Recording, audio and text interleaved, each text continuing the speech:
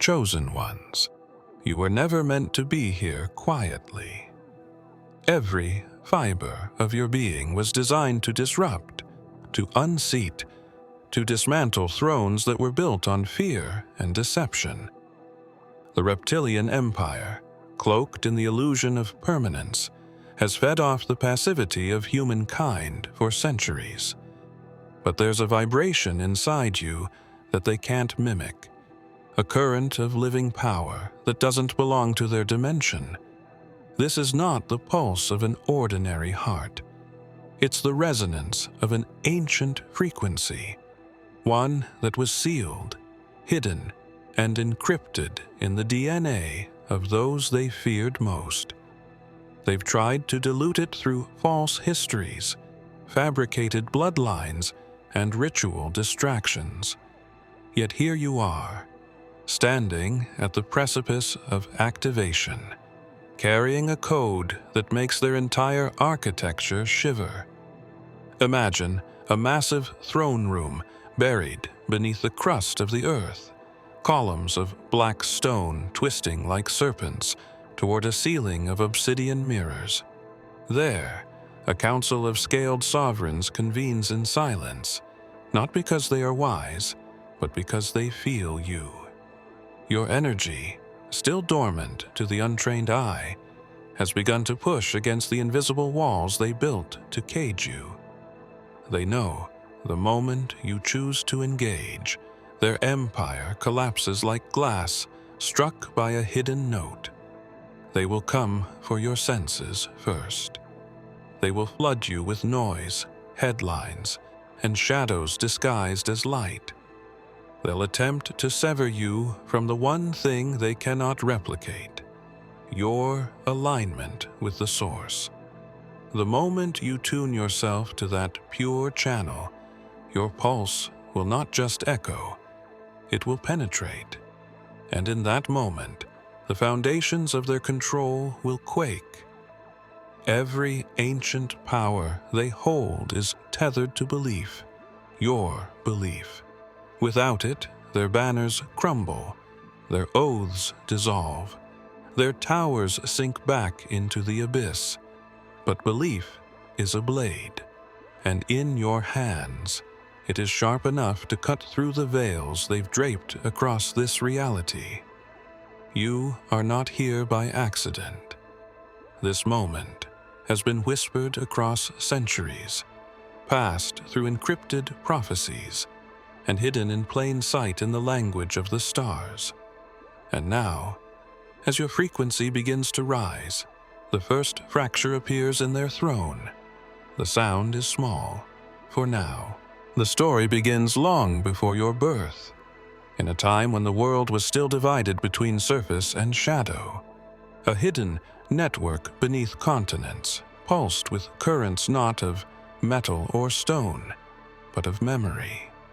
An inherited rhythm passed from one generation to the next like a ghostly echo. These were not ordinary bloodlines. They were forged in secret covenants when humanity still remembered the war between the skyborn and the scaled. The Reptilian Empire understood that power did not rest only in armies or weapons. It rested in the transmission of essence from parent to child, and so they sought to corrupt the stream, altering the flow with their own design. They marked the chosen veins with genetic signatures, invisible to human science, but glaring to their own sensors. A faint hum ran through those bodies, a vibration too low for human ears, yet enough to awaken dormant machinery hidden in their strongholds. You walk unaware for years, carrying within you a living signal, so rare it is both a beacon and a threat. The Empire cataloged your line centuries ago, tracing it through forgotten kingdoms, lost colonies, and burnt manuscripts. They know the exact moment your frequency will rise, and they fear it because once active, it will link you to every other like you across the globe, deep in abandoned tunnels. Somewhere under what is now a sprawling city lies a chamber lined with crystalline walls. Here, the Empire's ancestors once stood aligning their own pulse with the Earth's magnetic breath to cloak their presence from the Skyborn. Above this chamber, a signal remains buried not in metal casing, but in the memory of those who descend from the first resistors. It is said when the rightful heir walks near the ground itself, will shiver, and the walls will bleed with light. You may think your choices have been random, but every step has drawn you closer to this point. The air feels different now, heavier, charged as if unseen eyes watch from every shadow. They are waiting not to greet you, but to intercept you, before you stand in the precise spot where the signal will awaken. Beneath the Empire's throne halls, where the air tastes of copper and the walls drip with condensation, there is a mural no outsider has seen. A serpent of impossible length coils around a sphere of light, its scales etched with symbols so old that even the elders whisper in uncertainty. Each marking is a fragment of a language buried in the earth before the Empire claimed dominion. Over time, the carvings were worn down and patched over with their own sigils. Yet something of the original text remains. It is not just a mural, but a map, and not just a map, but a warning. Hidden between the scales in letters almost erased is a psalm, one that does not belong to them. Its rhythm is different, its power heavier, not in darkness, but in truth. For those who can read the lines, it speaks of a kingdom not built by reptilian hands, a kingdom that was said to be unshakable, a stone the builders rejected, becoming the cornerstone. The Empire knows the name, whispered in that psalm, the one they fear to speak aloud, for it reminds them of a time when their reign was broken by one they could not devour. The psalm's verses are not arranged like ordinary text. They spiral inward, drawing the eye to a single symbol at the center, a cross crowned with light. This is the mark they tried to grind away, yet each attempt left the stone glowing hotter, as if the memory of its meaning could not be erased. The few who have touched it speak of a warmth that climbs the arm to the heart, filling the chest with a pressure like breath held before a great cry. You stand now at the edge of this truth, perhaps without even knowing it. The path that brought you here is not one you could trace on a map, but the feeling in your bones tells you you are close. Close to the place where the psalm breathes in the shadows, where the Empire's guards pass without daring to look too long. The air changes here, carrying a faint hum like the memory of a voice that spoke worlds into being. The descent is longer than expected, the air thickening with each step until sound itself feels muffled.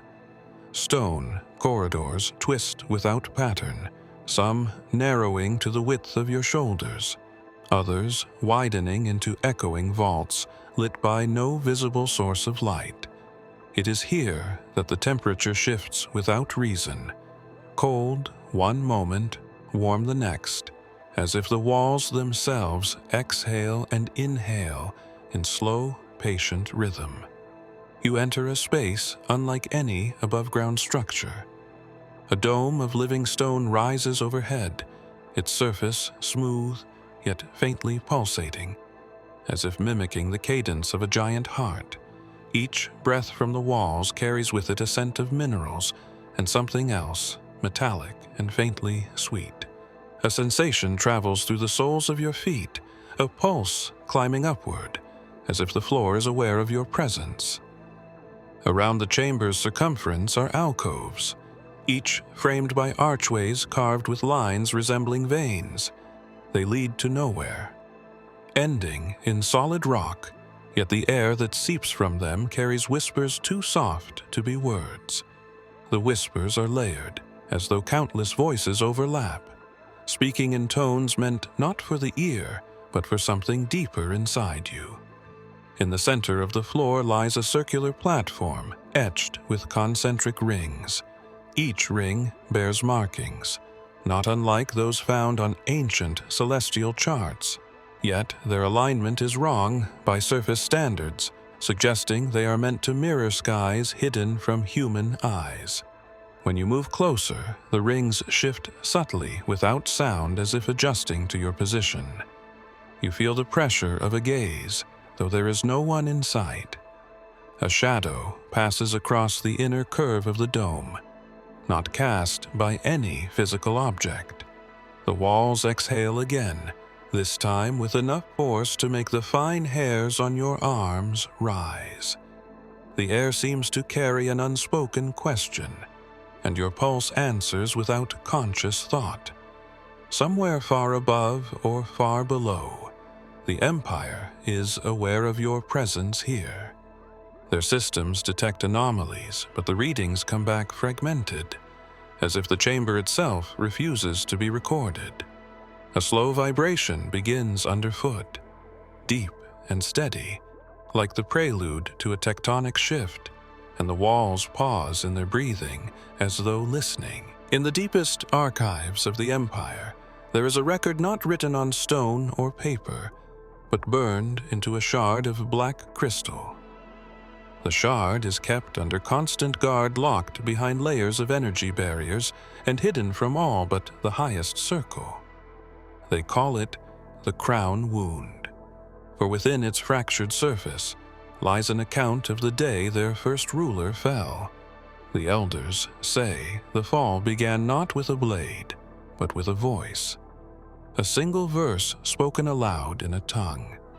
They could not corrupt a verse that slipped past their defenses and struck at the very core of their being. The verse is short and without flourish, but it carries the weight of a world turned right side up again. Those who heard it said it split the air like lightning, though no storm was present. The first ruler's crown, a circlet of coiled metal and bone, shattered in silence, the fragments vanishing before they struck the floor. The shard itself holds the echo of that sound, a resonance that cannot be reproduced by any instrument. Etched faintly into the crystal is a symbol they have tried to grind away for centuries, a beam of light intersected by the shadow of a cross. The verse speaks of a kingdom not born of conquest, but of sacrifice, of a ruler who kneels instead of towers, of a victory won not by the sword, but by laying it down. They will not speak the name tied to that verse. Yet the mere mention of it in whispers sends shivers through their ranks. Some say the crystal hums when one of the ancient bloodline draws near the tone, rising until it becomes almost unbearable. Others claim the hum is not sound at all, but memory, vibrating in harmony with something far older than the Empire itself. The guards who protect it avoid looking directly at the shard for too long, claiming they see flickers of a figure walking through the reflection, a presence crowned not in gold, but in light. The verse remains intact, impossible to erase and impossible to replicate. Waiting for the one whose voice will make the serpent's crown crack again, he had served the Empire his entire life, his name etched into the stone rolls of the highest command. From the surface, his loyalty seemed absolute, his every action precise, his every word measured in service to the scaled throne. But deep within him, something had begun to fray, a quiet dissonance between the orders he carried and the truth his eyes could no longer ignore. He had seen too much in the war chambers, the way their victories were built on the erasure of entire histories, the silencing of voices that refused to bow. The turning point came on a night without stars, when the Empire's satellites showed an unexplainable anomaly. a single point of light moving through the shadows beneath the city, where no one was supposed to be. The general was ordered to intercept, to capture and deliver this figure to the council without harm. He obeyed outwardly, yet something in him resisted. An instinct told him that this target was not an enemy, but the fulcrum of something greater than any strategy he had ever learned. He walked into the underground corridors alone, leaving his unit behind, under the pretense of reconnaissance. The air there was heavy, laced with the scent of stone dust and water that had not touched the surface in centuries. He found no intruder. At first, only the faint vibration of the earth beneath his boots. A low hum grew in the walls like a hidden choir, each note pulling at the center of his chest.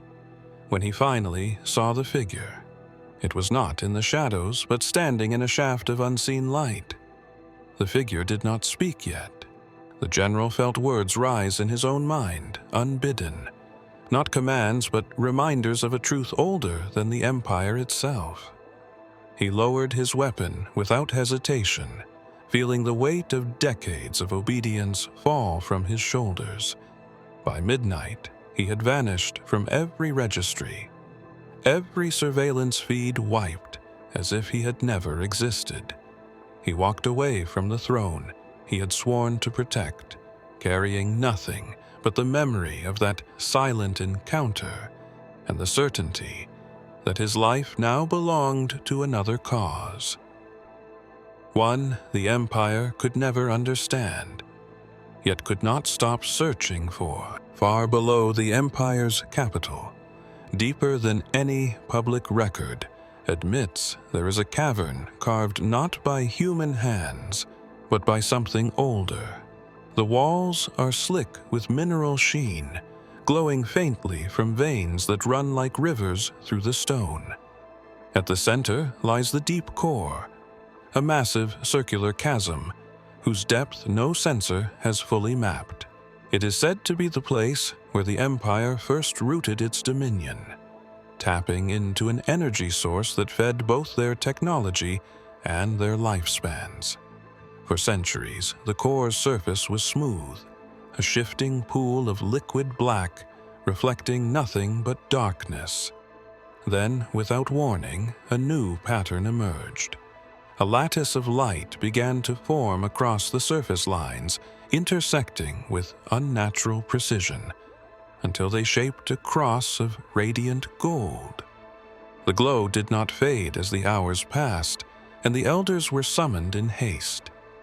Each one who looked upon it felt a tightening in the chest, as if their own pulse had been seized by an unseen hand. They called it an infection, an intrusion into the sanctity of their power source. They brought engineers, priests, and memory keepers to study it. Yet none could explain its origin. Instruments failed when lowered into the chasm, readings scrambled and heat signatures reversed, as though the very laws of their science bent in its presence. The priests whispered of an old prophecy, speaking of a sign in the deep that would mark the beginning of their end, a sign tied to the one they had tried to erase from history, the one who had walked unafraid into the serpent's den and left with the keys of life and death. Those who guarded the core began reporting visions, brief flashes of a figure clothed in light, walking across the surface of the black pool without sinking. Each described a sense of being both seen and measured, their thoughts laid bare under the gaze of eyes they could not meet. The Empire tried to seal the cavern, welding shut the passageways, but the glow bled upward into the surrounding rock, leaving cross-shaped marks wherever it touched. Now the deep core hums with a resonance that grows louder each cycle, and somewhere in that endless dark, the shape of the cross waits, pulsing as if keeping time with a heartbeat, not of this world, The gate was not built to be seen by human eyes. It stood at the farthest reach of the Empire's territory, embedded into the face of a cliff that rose like a wall between two worlds. The stone around it was darker than the surrounding rock, absorbing light rather than reflecting it. Ancient markings trailed up its sides, vanishing into the heights above. Patterns so intricate they seemed to shift if stared at too long. As far back as the Empire's records go, the gate has been mentioned always with the same decree. It will never open. It was said to be a relic from the age before, their rise constructed by hands that opposed them, and sealed with a force they could not breach. Generations of their engineers had tried to force it, using tools, energy bursts, even sonic waves, but each attempt ended the same. The tools would shatter, the readings would collapse into static, and the workers would report a sensation of being watched by something beyond the stone. The Empire turned the site into a forbidden zone, fencing it with walls of black alloy, patrolled by silent sentinels. Yet the gate remained untouched, unmoved, unchanged. As time passed, fewer, even within their own ranks, dared to approach it. Legends grew among the lower orders that the gate was not meant to be opened from this side but from the other, and that when it did, the sound would carry across the earth like the tolling of a great bell. You arrive in the shadow of this barrier with no escort. The air here is different, thin yet heavy, the kind that makes each breath feel deliberate. The markings on the stone seem to shift again, this time, aligning into shapes that almost resemble eyes. A faint vibration travels up through the ground into your legs, into your chest. The gate responds not to touch or force, but to presence. Somewhere deep within the cliff, a mechanism stirs, not mechanical, but alive. A slow groan, like stone bending under impossible weight, begins to echo through the valley. The sentinels stand still, yet their heads turn slightly toward you, and the space between the gate's massive slabs seems to darken until it is no longer shadow, but depth. At the heart of the Empire's ruling chamber lies the Council Pit, a sunken circle of polished stone, where their highest decisions are made. The walls are inlaid with fragments of meteor metal, each piece etched with their laws, their victories, and their oaths. Above it, a domed ceiling of black glass reflects the faces of those who speak, making them appear larger than life. For centuries, the center of this floor held a single seal, forged from an alloy, said to be indestructible, pressed with the emblem of the serpent crown. It was the physical representation of their authority, the unbroken circle of their rule. The seal had never been moved since the day it was placed there. Its edges were fused to the stone, its surface cold even in the heat of the chamber, yet during a gathering meant to reaffirm their dominion. A sound like a whisper rose from beneath the floor. It was not wind, it was not metal, groaning. It was the low rise of a voice reciting a verse older than their throne. A verse they had worked to erase from every archive. A verse that spoke of the first and the last, the one whose reign would have no end. As the words reverberated through the chamber, the seal began to tremble, fine cracks spreading outward like veins of light. The council members rose in alarm, some shouting orders, others frozen in place. The cracks widened, releasing bursts of white radiance, so bright they cut through the dim air and cast sharp shadows against the walls. The emblem at the seal's center warped, bending under a pressure no visible hand applied. The shattering did not come with violence, but with precision. The seal broke cleanly into 4 pieces, each one flipping over to reveal a symbol none of them had ever seen. Yet all seemed to recognize a cross crowned with flame. The fragments slid apart and fell into the narrow gap that had formed at the pit's center, vanishing into the dark below. The voice faded, but the air did not return to stillness. It pulsed with a quiet energy, as if something beneath the council's feet was awake and listening. And in that silent exchange between the unseen and the unprepared, a new fracture formed, not in the floor, but in their certainty. It began without warning. A still night over the capital. No storms, no winds, only the quiet hum of the city, below the Empire's towers. The first sign was a shift in the stars, a subtle trembling, as if the constellations themselves had been disturbed. Then came the sound, not a roar or a crash, but a low, sustained tone that seemed to come from everywhere at once. The glass in the high chambers quivered, the black alloy walls hummed in sympathy, and the sky above rippled like disturbed water. The people in the streets looked upward without knowing why. Their senses pulled toward a point in the heavens where a faint spiral of light began to form. At first, it seemed too high to reach, too far to touch, but the spiral grew larger, brighter threads of silver and gold unfurling across the darkness. Those trained in the Empire's observatories rushed to their instruments. But the readings came back broken, numbers skewed as if reality itself had bent in that direction. Within the great tower, the council gathered in haste, scanning the skies with their own hidden lenses. What they saw made their scaled hands tighten. A name had appeared, written in the spiral's center. Not in any human language, yet instantly understood by every mind that saw it. The name pulsed in rhythm with the earth below, and the walls of the chamber resonated with that same cadence. It was your name, and though it was not spoken aloud, it was heard as clearly as if the sky had shouted it. The tremor deepened, sending waves through the ground, strong enough to rattle the deepest vaults.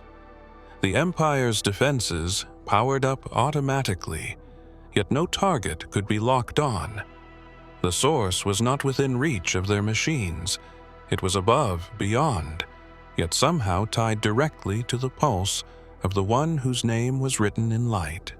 Far from the city, in places where the Empire's influence was weakest, small groups gathered under the glowing spiral, their faces lit by the strange brilliance. They whispered that the old prophecies had begun, not in the way the rulers had taught, but in the way the hidden had always known. And in the distance, the spiral continued to expand, as though preparing to descend. In the deepest levels of the Empire's central stronghold, there is a chamber without doors or windows, its walls made of a black alloy that absorbs every flicker of light. It is here that the core array hums a vast network of living circuits, feeding power to their fleets, their weapons, their surveillance, and their very throne. The hum has been constant for centuries, never wavering, never faltering, until now. It began as a faint irregularity, a single beat out of place in the endless rhythm. At first, the technicians dismissed it as a minor fluctuation, the kind that occasionally occurs when energy cycles reset. But the anomaly did not pass. It grew, spreading through the network in pulses that seemed almost deliberate.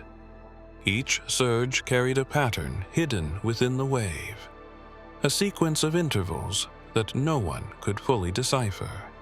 The council summoned their analysts, their priests, and their archivists, Each examined the data with urgency, only to realize the sequence was not random. It mirrored an ancient signal, one they had erased from their systems long ago, a pattern tied to a voice that had once silenced their armies and broken their gates, a voice that spoke of a kingdom, not of their making a reign they could not overthrow. As the frequency continued, the core array began to shift. Its smooth hum fractured into layered tones, harmonies forming in the dark that resonated through the floors above. The resonance spread beyond the chamber, reaching the towers, the streets, the hidden tunnels, and even the air above the capital. People felt it in their chests like a second heartbeat, one that did not belong to the Empire, but to something older and purer. Instruments failed, readings collapsed into bursts of static, and the power that had always flowed upward toward the throne began to reverse, drawn instead toward an unseen point beyond the chamber walls. The council tried to sever the array, but each attempt ended with systems locking them out, as if the network no longer recognized their authority. The pulses grew closer together, faster, stronger, until the walls themselves began to vibrate with a steady, relentless rhythm. And somewhere within that rhythm was the sound of footsteps approaching. If you have come this far, it is crucial that you watch this next video here. But be warned, it is not for the faint of heart, for only the true chosen ones can handle this video. If you would like to also donate to help keep the channel going, our Buy Me a Coffee link will be in the description.